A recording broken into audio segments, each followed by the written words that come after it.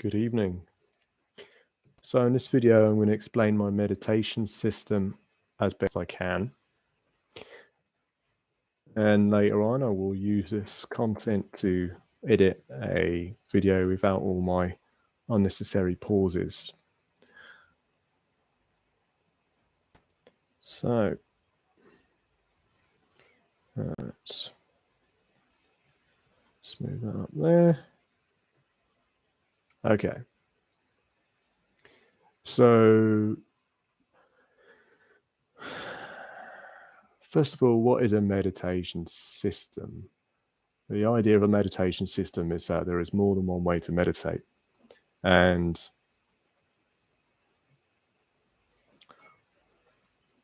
therefore, one might conceivably collect different types of meditation and put them together. You might call this a system or a collection or something. I call mine a system because it's sort of systematic.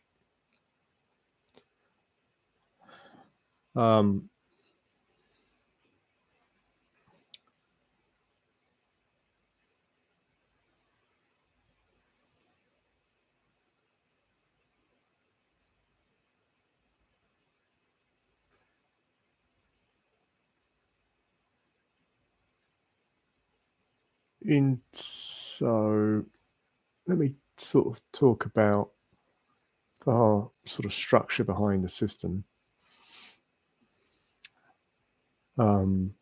First of all, there's a concept of self, and you could say when you're conscious of something, well, you just said it, where you are conscious of something, and therefore when you say you are conscious of something, it implies a self. It doesn't necessarily mean there is a self, but that's how it appears. So there's this concept of self, and therefore there must be a concept of no self as well.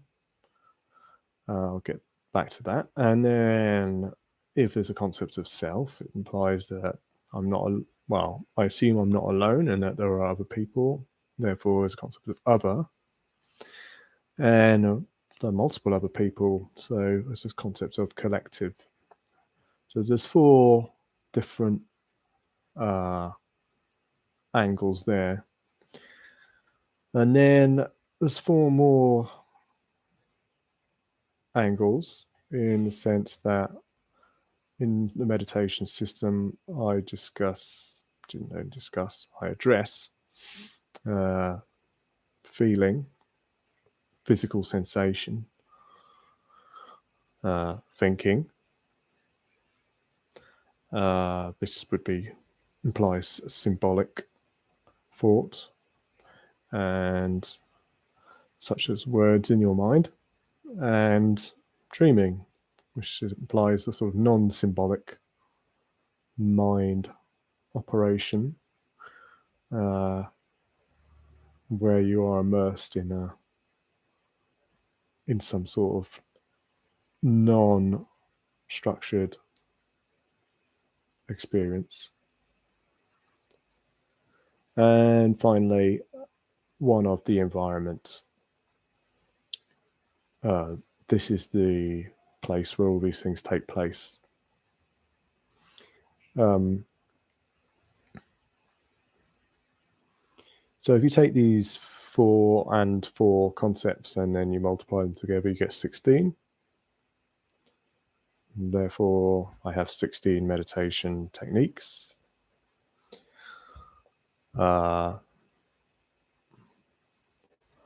Start with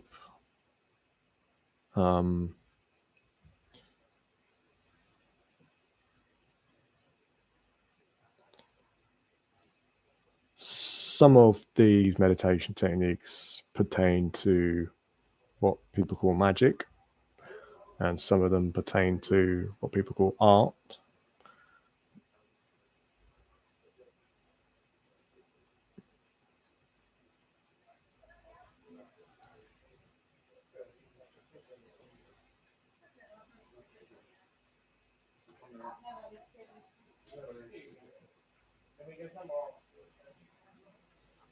So, to begin with, let's consider the no self. In other words, unconscious, subconscious aspects.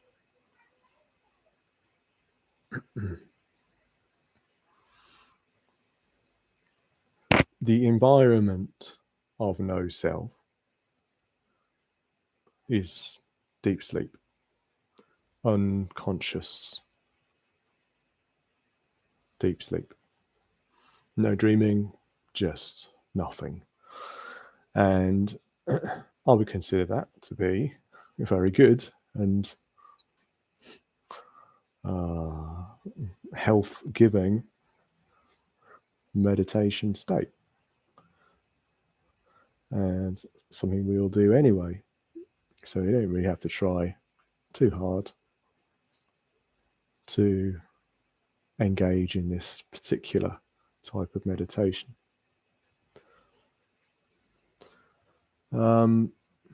Next, I would consider unconscious feeling. So, emotions, essentially, emotional magic specifically.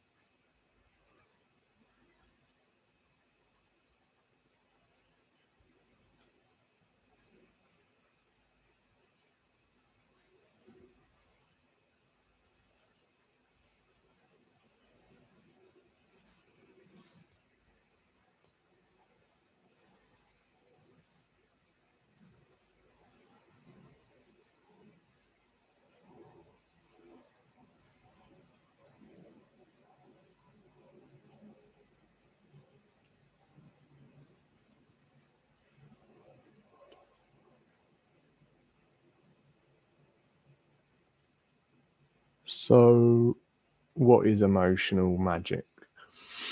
Emotional magic is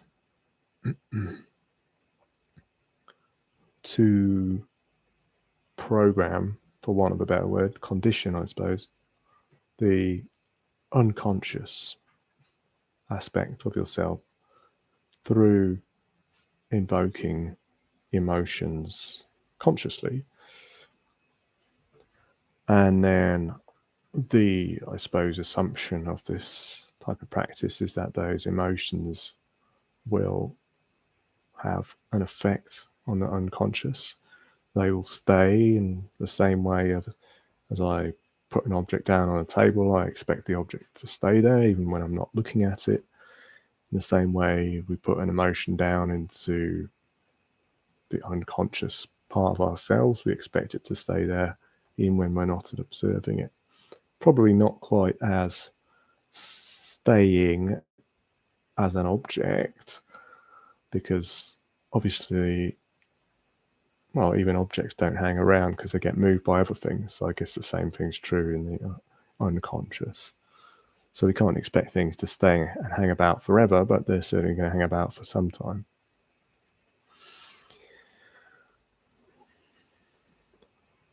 So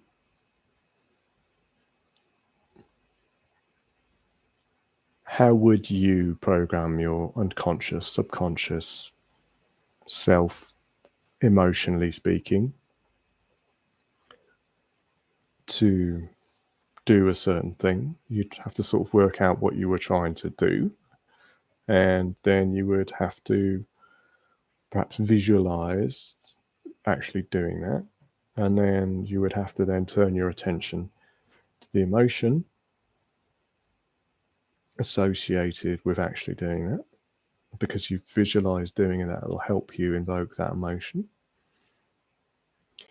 And then you need to turn your attention fully to that emotion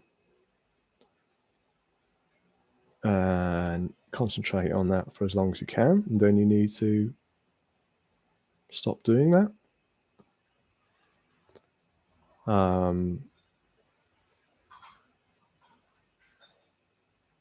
Just relax.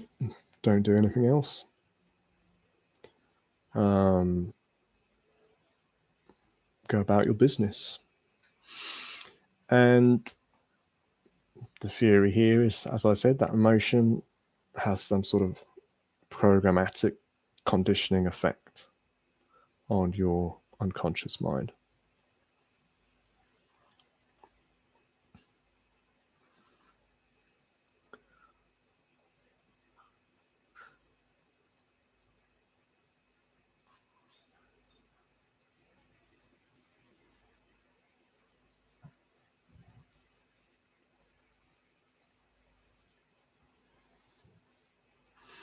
Now, this is perhaps a simplistic approach,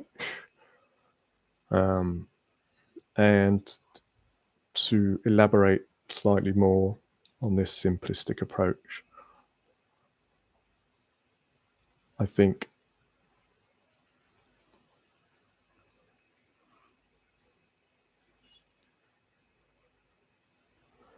one would have to ask oneself, what if I haven't actually as yet done this thing that I'm trying to condition myself to do, using emotions, then why haven't I done it already? Obviously, I want to do it because where else did the idea come from? But I haven't done it yet, so therefore that must mean there is some sort of inhibitory factors preventing that thing from happening that exist inside my subconscious too. And you can think about what they might be.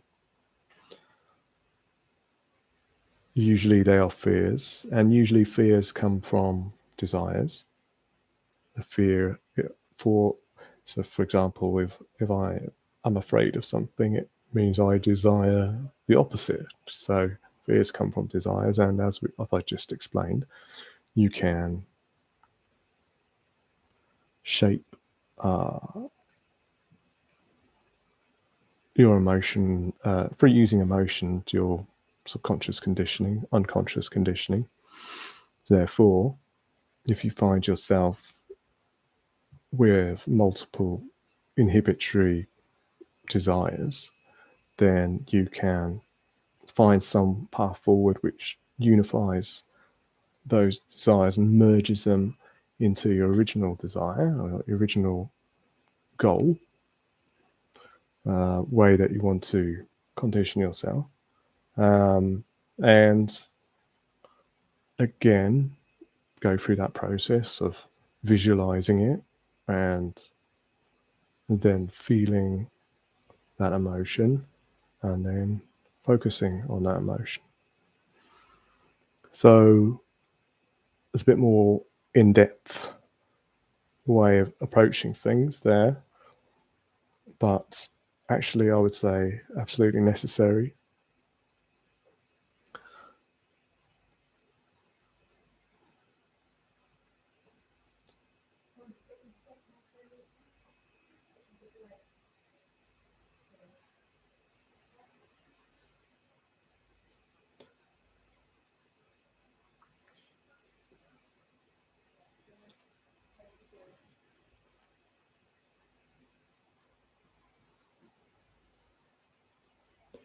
And I will make a further video on the details of this procedure because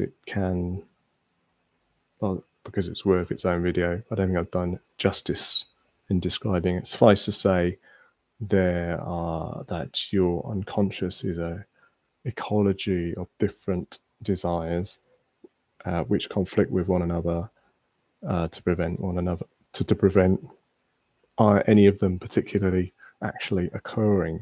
So you have to undo or redress the balance between them in order to cause some change in your unconscious.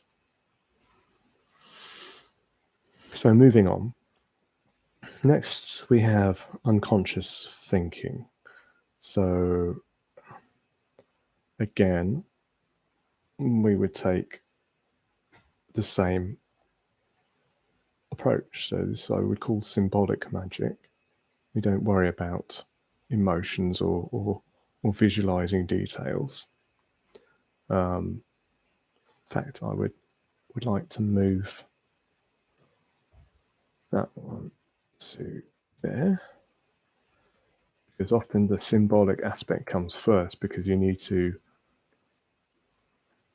tell yourself a story about what it is you're trying to achieve. So let me just move these around. The symbolic first, then the dreaming, then the emotional. Okay. So talking about symbolic,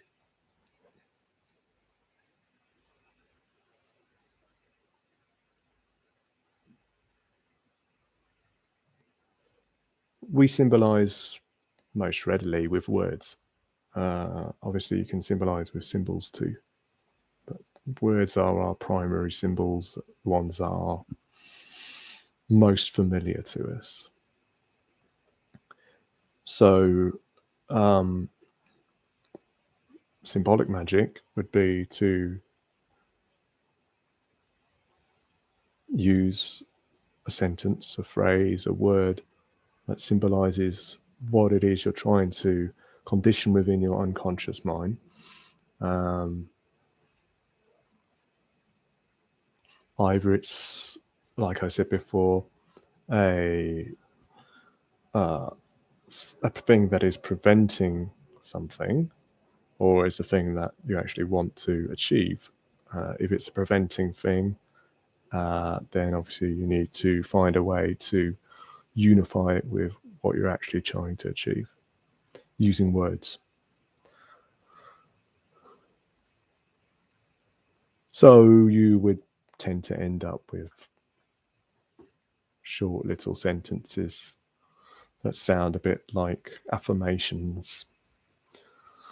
And then you might have the overall thing that you're trying to achieve, maybe with one or two words.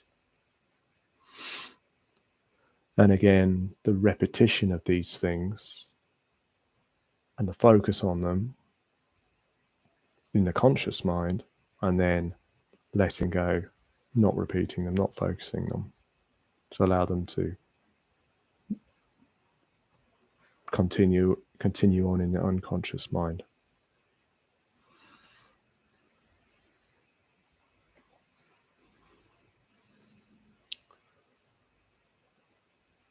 So that's unconscious thinking, symbolic magic. Next, unconscious dreaming, dreaming magic.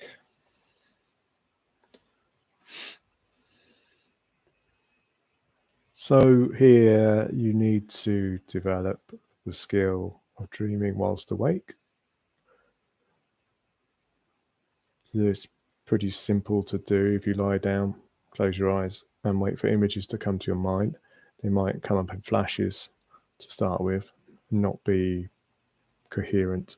You need to focus on whatever images come to your mind and try and expand on them using your imagination. Try and go into these images.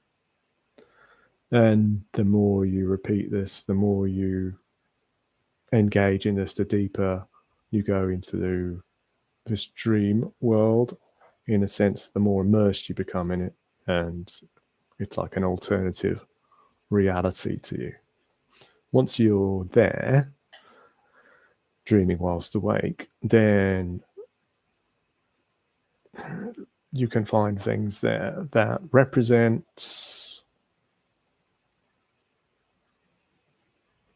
aspects of your unconscious self that you may wish to change.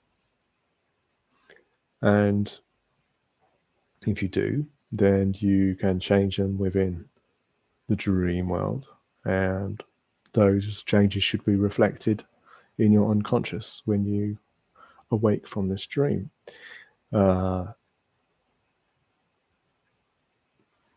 Now, how do you change something there? Like sometimes it's hard to alter the path of a dream. One technique you can employ is by focusing your breath. And that seems to work. Going back to this idea of both focusing on an objective and also what might be preventing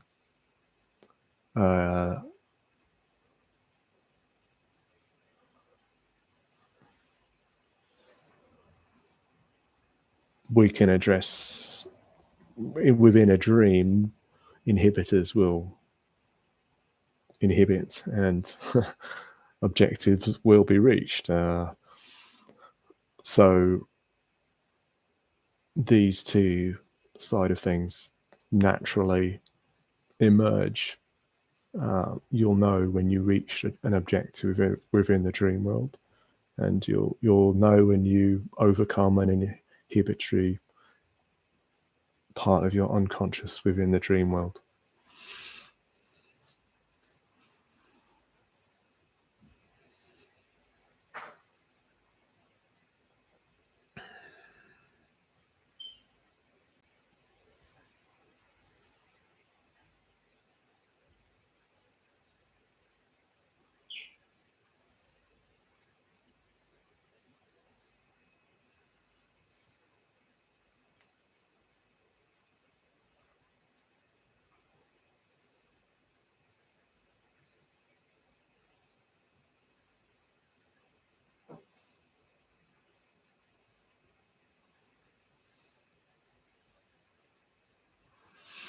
Okay, so we've looked at unconscious, the no self,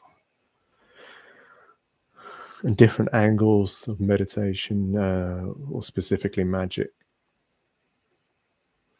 Let's move on to maybe more obvious types of meditation. The self, the conscious, the awake part that you experience all the time. Let's start with the environment again. The environment of the conscious is simply awareness, and a meditation exercise that you can engage in is being aware of awareness.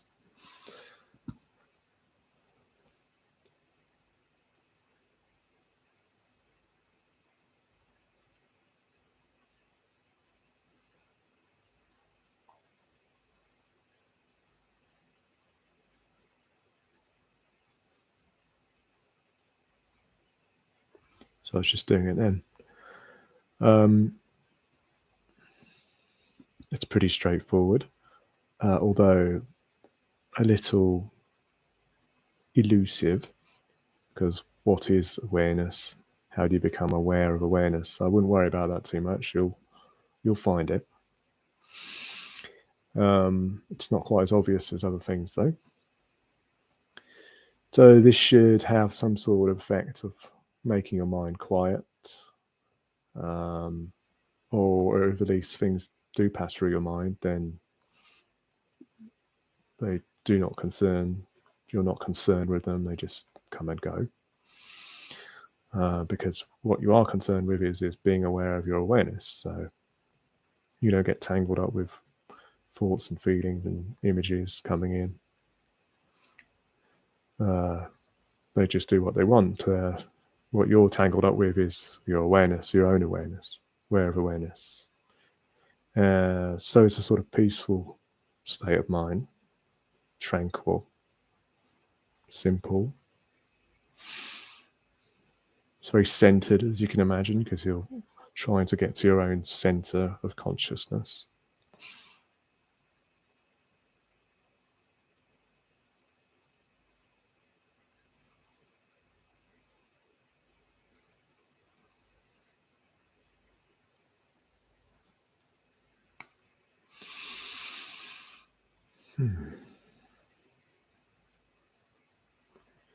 Anyway, next up is conscious feeling. So here, by feeling, we mean not emotion, because I already addressed that, but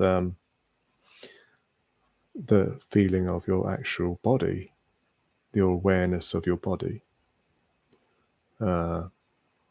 So body awareness exercises, you could do yoga, you could do Tai Chi, you can do makeup stuff, as long as your mind is focused on your body.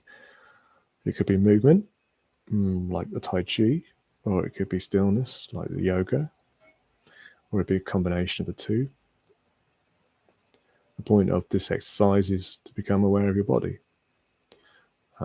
Benefits are that it increases health, not just because you're moving and stretching and posturing and clearing your mind, because you're not focusing on thoughts, but also by being aware of our bodies, we become able to not hurt them so much. So by being aware of my body, for example, sitting, I can release maybe some of the tension. By just building up a habit of body awareness, I can maybe, if I'm doing sports, say something energetic, avoid an injury because I know where my limits are. So it's a good health exercise. It's not going to create an athlete unless, well, no, it's just not going to create an athlete. But if used regularly, it should give you fairly good physical health. And I guess that's why people do yoga and Tai Chi and things like that.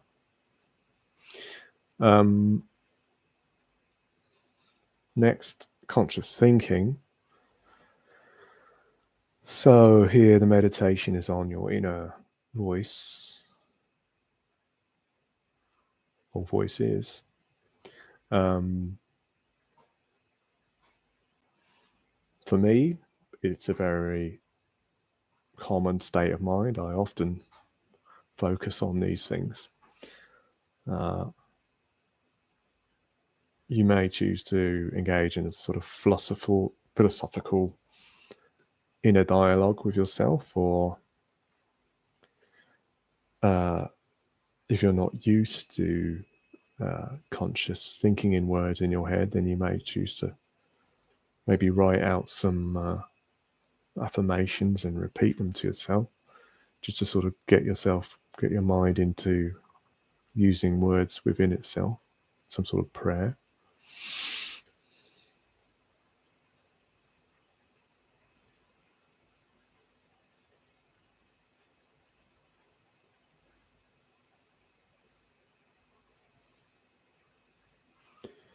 So next, conscious dreaming. As I mentioned before, dreaming whilst awake, meditation. I'm not going to repeat that. As I said, it was necessary for the dreaming magic, but it's a practice in and of itself. It's simply a regular practice so that you find it easy, if you wish to, enter this dream world. And it's a skill. And there's general upkeep of the psyche to do in there, and it's a way of exploring aspects of yourself.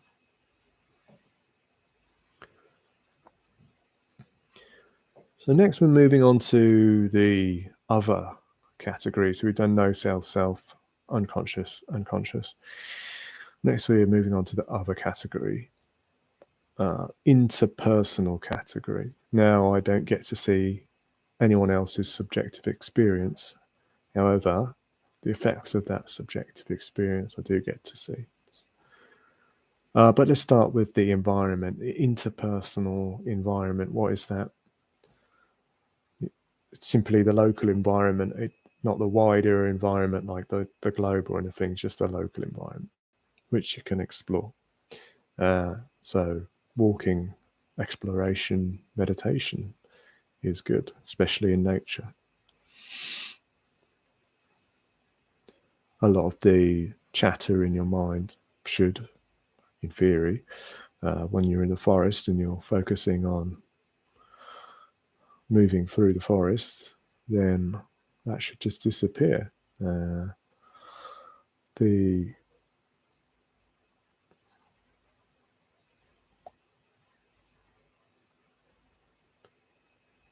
you don't need, you shouldn't have I don't think you should have a set route that you know where you're going. You should try and feel where you're going and explore avenues that you have not explored before.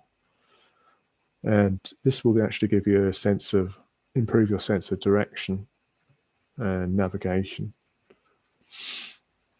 which we have within us. We just need to develop it a bit. So exploratory walking, so somehow getting a bit lost and then finding your way back. You can never get too lost. Well, at least not in the UK anyway. You probably can in other countries. So next, interpersonal feeling. So this is again the feeling of the body. Only this time, what I'm feeling is the effect of what someone else is doing to me physically. So it's physical interaction meditation. Things like pushing hands and grappling used as a form of meditation.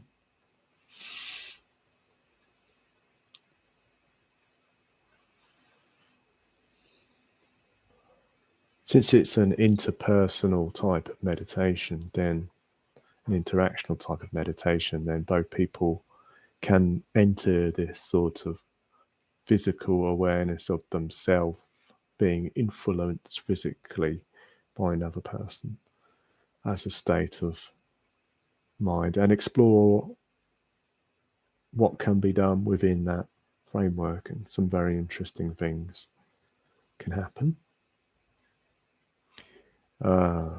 Obviously, there's a fitness angle again there, slightly more fitness than if you were just doing a form, because in this case you have to respond to what someone else is doing to you, and it may be that that's going to put you outside your comfort zone, and you're going to have to recover from that.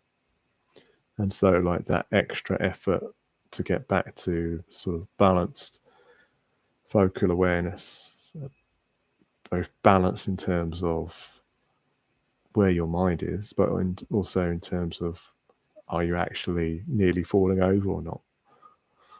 Are you balanced in your actual physical posture?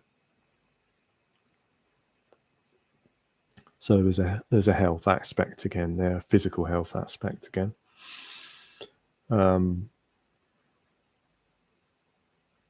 Obviously, some people say this is useful for self-defense.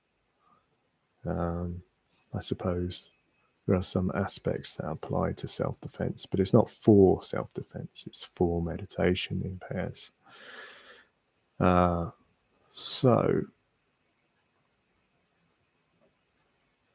I guess the extent to which it applies to self-defense is that you get to know how another person can move when you're in contact with them, and then what to do about those movements. It certainly does not apply to non-contact self-defense.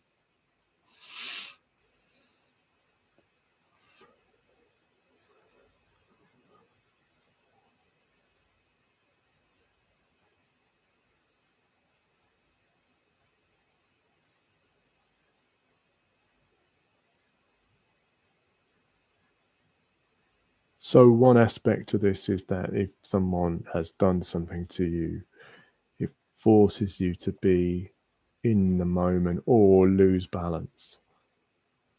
And because losing balance, physical balance, is quite obvious, then you'll know when you're not in the moment.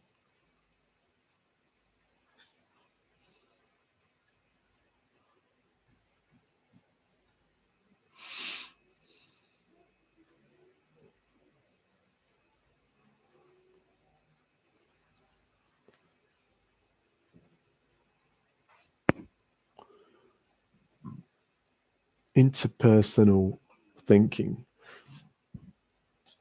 interactive word-based meditation. For example, meditative conversation, interactive storytelling.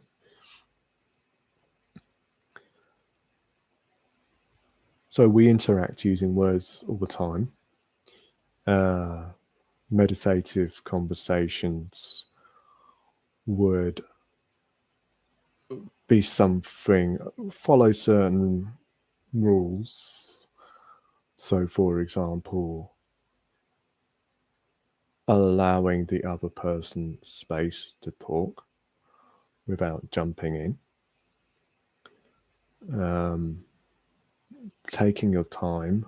So even when you finish, they think they've finished talking, then not jumping in straight away, composing yourself before you start talking, which does two things. Obviously, you compose yourself, so you're going to be in a better position. And the other aspect is that sometimes people just pause and you think they've finished talking, but they haven't. So that gives them a chance to carry on. So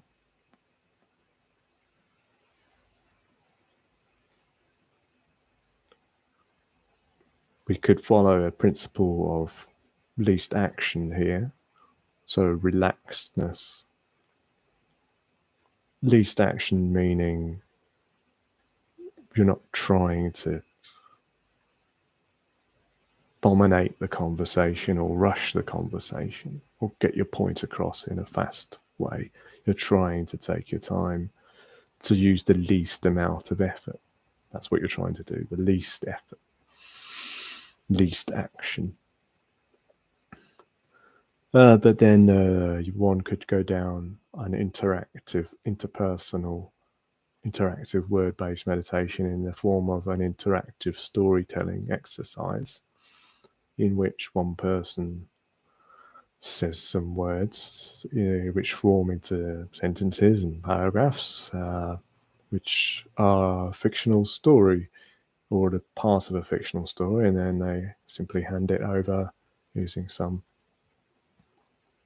gesture to the other person, who then has to continue that story in the natural way, and then they hand it back and forth, and you end up with a story which is composed by two people.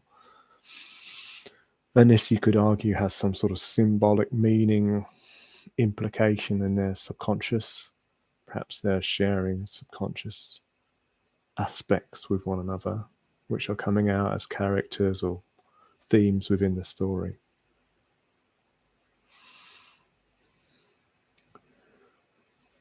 Interpersonal dreaming. So obviously dreams are private, but I guess the difference between thinking and dreaming, or symbolic mental action and non-symbolic mental action, is that non-symbolic mental action is a continuous thing. It's not discrete. It flows. So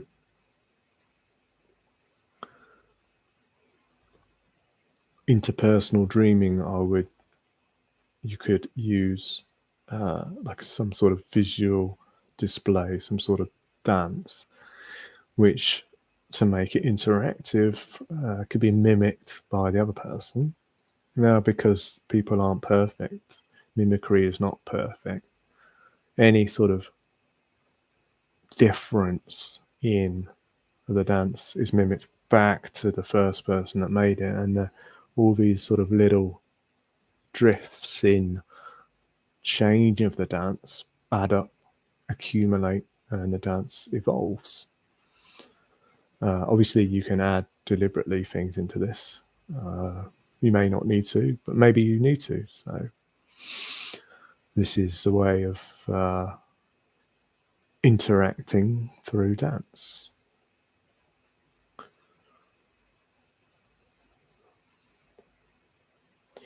So next, we'll move on to the collective group, the group environment. So this is the wider environment which we inhabit as a group, as a collective. It is what sustains us, in theory, of course. So we need to look after it.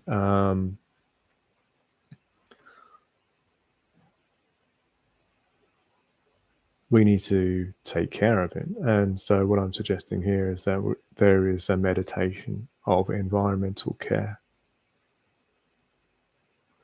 not for one's own sake, but for the sake of the group, of the collective. Now, this obviously has to be long-termist as well, in the sense that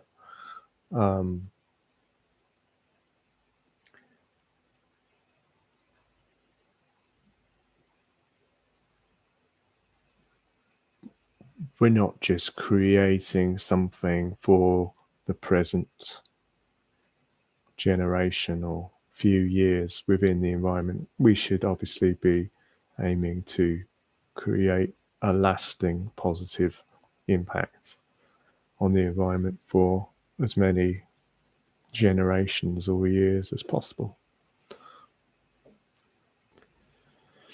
Moving on to group feeling. Feeling, in this case, back to emotions. Emotions being evoked by music, by sound. So with these collective meditations, they are not interactive. They are personal again, but you're broadcasting them. So this, for example, this live stream is a high-tech version of a type of collective meditation, group meditation, where one person gets up and tries to engage with multiple people who are a sort of audience, who have a lesser role in the. So you have one person and many people, and the one person is the sort of source, and the many people are the destination for whatever they're projecting. In this case, music. So invoking emotion. So both creating and obviously consuming, because obviously we need to have both in balance in our lives. Some people say, oh, they're not musicians, but anyone can sing, anyone can drum a table with their fingers, anyone can make funny sounds. There's all sorts of ways that you can create, and there are standards, I should say, of quality, but there is no absolute standard in evoking emotion. So does it matter about the quality? I don't think so. If we have invoked an emotion through sound, through expression in music, then it doesn't matter.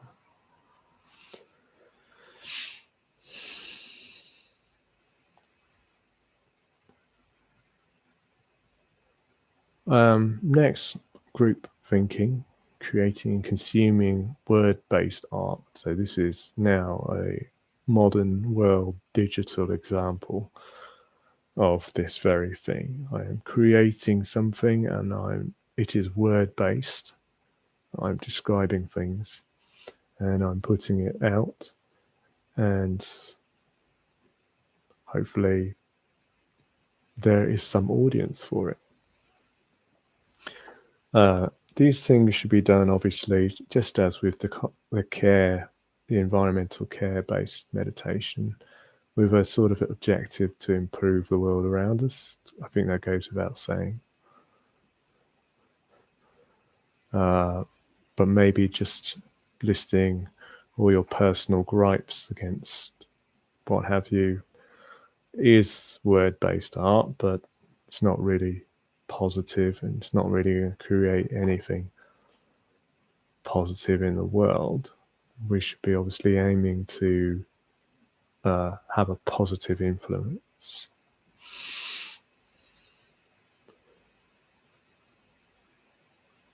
And finally, group dreaming.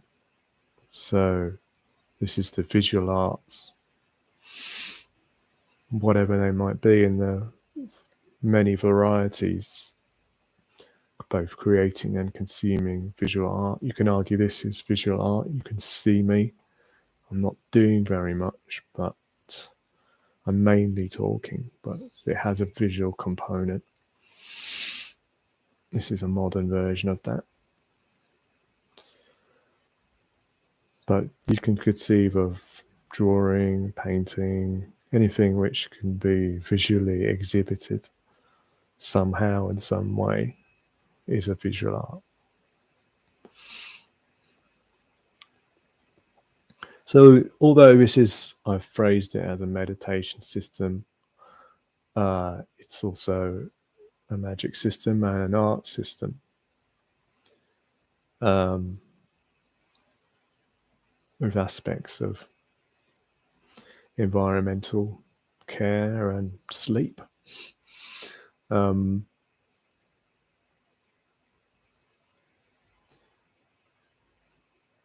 That's all I've got to say. Goodbye.